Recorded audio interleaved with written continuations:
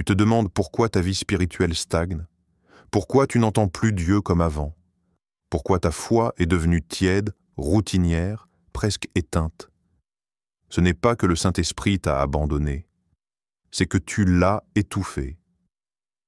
Dans cette vidéo, je vais te montrer les 5 habitudes destructrices qui, sans que tu t'en rendes compte, réduisent la puissance du Saint-Esprit dans ta vie. Et crois-moi, ce que tu vas entendre risque de te déranger, mais aussi de te libérer. Alors reste bien jusqu'au bout, parce que à la fin de cette vidéo, tu vas savoir exactement ce qu'il faut changer pour retrouver le feu. 1. Quand tu sais que c'est mal, mais tu le fais quand même. Tu veux savoir pourquoi tu sens plus rien quand tu pries? Pourquoi tu as l'impression que Dieu est silencieux, lointain, comme s'il avait coupé le signal? Ce n'est pas qu'il est absent, c'est que toi, tu l'as mis en mode silencieux. Ouais. C'est brutal à dire, mais c'est vrai. Le Saint-Esprit, ce n'est pas une énergie floue ou un concept religieux vague. C'est une personne, une vraie. Il a des pensées, des émotions, une volonté. Et quand tu choisis délibérément de faire ce que tu sais être mal, tu l'étouffes. Tu n'as pas besoin de renier Dieu ou de faire un sacrifice satanique pour affaiblir ta connexion avec lui. Non. Parfois, c'est juste une série de petits « oui » à ce que tu sais être un « non » pour Dieu. Tu regardes ce que tu ne devrais pas. Tu dis ce que tu sais être destructeur. Tu nourris ta rancune comme on nourrit un feu, et tu te dis « bah, c'est pas si grave, tout le monde le fait ». Mais chaque petit compromis est un pas vers le silence. Pas de sa part, mais de ta capacité à l'entendre, parce que le péché t'anesthésie. Pas en une fois, non, en douceur. Tu ne sens même pas que tu t'éteins. Un jour, tu te réveilles et tu réalises que tu ne pries plus, tu ne ressens plus rien. Tu as remis tes vieilles chaînes, celles que Dieu avait brisées, et tu te demandes « Comment j'en suis arrivé là ?» Réponse « Un pas à la fois, un compromis après l'autre, un « je le ferai plus tard ici », un « c'est pas si grave là ». Et petit à petit, la voix du Saint-Esprit devient un écho lointain. Mais laisse-moi te dire un truc. Il est encore là. Il est resté. Parce que même quand tu l'étouffes, il ne t'abandonne pas. La vraie question, c'est « Est-ce que tu veux de nouveau l'entendre ?» Alors oui, obéir à Dieu, ce n'est pas juste éviter les gros péchés. C'est répondre immédiatement à sa voix. C'est choisir l'obéissance quand ton confort te crie de faire le contraire. Et tu sais ce qui est encore plus effrayant que de pécher? C'est s'habituer à vivre sans sa présence. C'est vivre comme si tout allait bien, alors qu'en vrai, t'es vide à l'intérieur. Mais bonne nouvelle, aujourd'hui peut être le jour où tu remets le volume à fond, où tu dis « Assez, je reviens à toi ». Pas demain. Pas quand ce sera plus pratique. Maintenant. Dieu ne cherche pas des chrétiens parfaits. Il cherche des cœurs honnêtes, repentants, prêts à dire « Seigneur, je suis tombé. Mais je ne veux plus vivre sans toi. Alors lève-toi, rallume la flamme. Parce que le Saint-Esprit n'attend qu'un signe de toi pour reprendre toute la place dans ta vie. 2. Quand tu restes silencieuse alors que Dieu t'a parlé, tu sais ce qui éteint la voix du Saint-Esprit dans ta vie? Ce n'est pas toujours ce que tu fais. Parfois, c'est ce que tu refuses de faire. Et ça, c'est encore plus sournois. Tu entends sa voix. Tu sais exactement ce qu'il t'a demandé. Mais tu dis « pas maintenant, plus tard ». Seigneur, c'est pas le bon moment. Et le ciel reste silencieux. Pas parce que Dieu a changé, mais parce que toi t'as appuyé sur pause. C'est ce que la Bible appelle un péché d'omission. Ce n'est pas avoir fait le mal. C'est ne pas avoir fait le bien que Dieu t'avait clairement montré. Le Saint-Esprit t'a dit de parler à cette personne, tu t'es tu. Il t'a poussé à donner, encourager, servir, pardonner, t'a repoussé. Il t'a donné un don spirituel, un appel, une responsabilité. T'as enterré tout ça sous l'excuse du plus tard. Mais plus tard devient jamais, et plus tard devient une tombe où tu enterres ton obéissance. Tu veux entendre la voix de Dieu plus clairement? Alors commence à répondre quand il parle, même quand ça fait peur. même quand ça bouscule ton confort, même quand les gens ne comprennent pas. Obéir au Saint-Esprit, c'est parfois nager à contre-courant, c'est paraître bizarre, c'est être incompris. Mais laisse-moi te dire un truc. Mieux vaut être incompris des hommes que désobéissant devant Dieu. Parce qu'à force de ne pas faire ce que tu sais être juste, tu t'endurcis. Ta sensibilité à sa voix s'amenuise. Ton cœur se ferme un peu plus chaque jour. Et le pire, tu peux continuer à aller à l'église, à chanter, à faire comme si, alors qu'en vrai tu n'écoutes plus. Mais aujourd'hui, Dieu veut te réveiller. Il te dit, tu ne m'as pas désobéi par rébellion, mais par peur. Maintenant, choisis la foi. Obéir, ce n'est pas avoir tout compris. C'est dire oui, même dans l'incertitude. C'est avancer même avec le cœur qui bat fort. C'est parler quand tout ton être veut se taire. C'est agir quand le confort te murmure « reste tranquille ». Tu veux retrouver la présence du Saint-Esprit? Alors recommence à répondre à sa voix. Peut-être qu'il te demande juste un petit pas aujourd'hui, un pardon, une offrande, une conversation, un acte de foi. Mais ce petit pas peut réactiver le feu dans ton cœur. Ne laisse pas ta peur parler plus fort que ton appel. Le monde n'a pas besoin de chrétiens silencieux, il a besoin de témoins qui obéissent. Alors dis-le maintenant, à voix haute si tu veux. « Seigneur, je veux faire ce que tu me dis, même si ça me coûte, même si j'ai peur. » Et tu verras, le ciel se remet à parler. Le Saint-Esprit se remet à bouger, parce que tu t'es remis à obéir. 3. Quand tu vis comme si le Saint-Esprit n'était pas là, tu veux savoir pourquoi tu te sens parfois vide, même quand ta vie est pleine de choses. Tu cours, tu gères, tu avances, mais tu t'es déconnecté, pas de l'Église, pas de la Bible, mais de sa présence. Le Saint-Esprit n'est pas un invité de passage, il est là tout le temps. Mais il y a un problème, on ne le remarque presque plus. On vit dans un monde qui va à 200 km/h. T'as des choses à faire, des appels, des messages, des objectifs.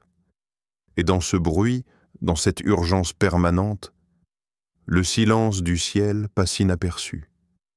Pas parce qu'il s'est éloigné, mais parce que tu t'es trop précipité.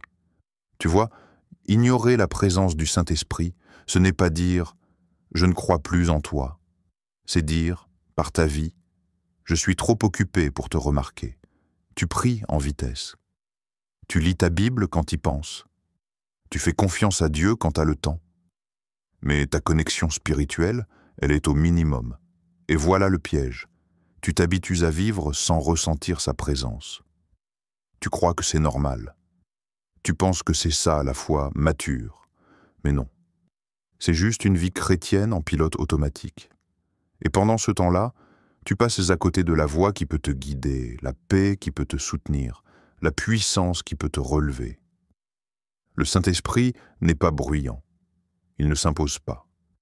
Il attend que tu ralentisses, que tu t'arrêtes, que tu dises « je suis là, je t'écoute ». Alors pose-toi cette question. Quand est-ce la dernière fois que tu as vraiment senti sa paix te remplir? Pas pendant une chanson ou un sermon, juste chez toi, seul, dans le silence. Si ça fait longtemps, ce n'est pas trop tard. Ce n'est jamais trop tard pour revenir à cette intimité. Mais il faut que tu choisisses de ralentir, de couper le bruit, de réorganiser tes priorités. Parce que ta vie, sans la présence du Saint-Esprit, ce n'est pas une vraie vie. C'est juste un enchaînement de journées où tu survis au lieu de vivre. Alors arrête-toi. Même maintenant, respire. Et dis dans ton cœur, « Saint-Esprit, je t'ai oublié, mais je veux te retrouver. » Tu n'as pas besoin d'un miracle spectaculaire pour qu'il revienne. Tu as juste besoin d'un moment de sincérité. Et dans ce moment, dans ce silence, il revient avec puissance. Parce qu'il n'est jamais parti. C'est juste toi qui avais arrêté de regarder. Tu dis que tu crois en Dieu, mais dès que les choses se compliquent, c'est la peur qui parle. T'as déjà vécu ça, hein? Un souci arrive et, en un clin d'œil, tu oublies tout ce que Dieu t'a promis. Tu paniques, tu t'agites, tu cherches des solutions humaines alors que tu connais un Dieu surnaturel. Mais voilà la vérité brutale. Le manque de foi éteint la puissance du Saint-Esprit dans ta vie. Pas parce qu'il est faible, mais parce que tu ne lui laisses plus la place d'agir. La peur, l'inquiétude, le doute, ce sont comme des murs que tu construis toi-même entre toi et Dieu. Et plus tu les renforces, moins sa puissance circule. Tu te dis peut-être, mais j'ai prié, j'ai demandé, et rien ne s'est passé. Ok. Mais as-tu cru vraiment? As-tu tenu ferme? Ou est-ce que tu as baissé les bras dès que le ciel est resté silencieux? La foi, ce n'est pas juste dire « je crois ». La foi, c'est continuer à marcher quand tu ne vois rien devant toi. C'est dire « Dieu est fidèle quand tout autour te dit le contraire ». Tu vois, la peur te pousse à vivre selon ce que tu ressens. La foi, elle, te pousse à vivre selon ce que Dieu a dit. Et Dieu n'a jamais menti. Il a ouvert des mers. Il a ressuscité des morts. Il a multiplié ce qui manquait. Et pourtant, on doute encore qu'il puisse s'occuper de notre facture, de notre santé, de notre avenir. Mais laisse-moi te dire un truc. Le Saint-Esprit est attiré par la foi. Tu veux le sentir agir. Tu veux voir des choses bouger dans ta vie. Alors parle comme si tu croyais. Prie comme si c'était déjà fait. Marche comme si la victoire était déjà là. Arrête de calculer ce que toi tu peux faire. Commence à espérer ce que Dieu veut faire, parce que tant que tu restes enfermé dans tes limites, tu bloques l'illimité. Tant que tu comptes sur ta force, tu refuses la sienne. Et franchement, ta force n'est pas suffisante, tu le sais.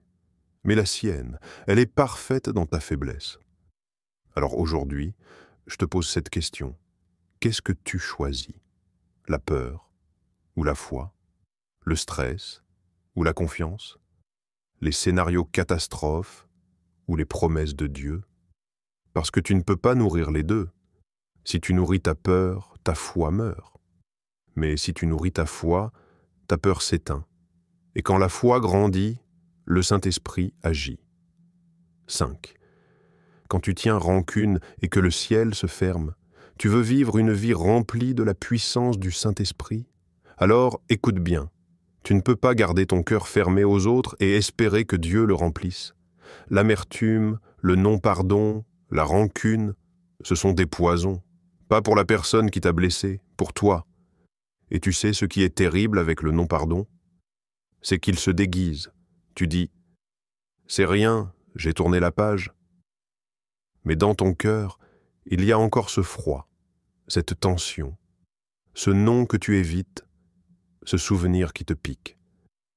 Et pendant que tu gardes tout ça, tu te demandes pourquoi tu n'avances plus spirituellement. Pourquoi tu ne ressens plus Dieu? Pourquoi tu tournes en rond? C'est simple, tu bloques le flux du Saint-Esprit. Tu ne peux pas aimer Dieu et mépriser ton frère. Tu ne peux pas prier en langue et maudire quelqu'un en pensée. Tu ne peux pas dire « Seigneur, viens », alors que tu refuses de libérer ce que lui t'a déjà pardonné. Oui, cette personne t'a blessé. Oui, elle a été injuste, mais laisse-moi te dire une vérité qui dérange. Le pardon, ce n'est pas valider l'offense. C'est refuser d'en rester prisonnier. Tant que tu gardes ce poison, c'est toi qui bois, pas l'autre. Et pire encore, l'amertume change ta vision. Tu vois tout à travers ce filtre de douleur. Tu deviens critique, froid, aigri. Tu perds la joie, la patience, la paix. Tu t'éteins. Et le Saint-Esprit, il n'a pas quitté la pièce. Mais son feu est étouffé par ton cœur rempli de murs. Tu veux rallumer la flamme? Alors il va falloir que tu pardonnes. Pas parce que l'autre mérite, mais parce que toi, tu veux être libre. Jésus t'a tout pardonné, tout, sans condition. Et toi, tu veux garder une liste de fautes? Une dette? Une blessure comme excuse pour ne pas aimer? Non, pas si tu veux marcher avec lui. Pas si tu veux vivre dans sa puissance.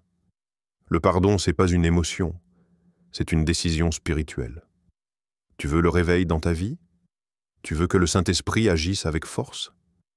Alors va régler ce que tu fuis depuis trop longtemps. Libère l'autre. Et tu verras que c'est toi qui vas respirer à nouveau. Et dis-le avec moi. Même si c'est difficile, Seigneur, aide-moi à pardonner.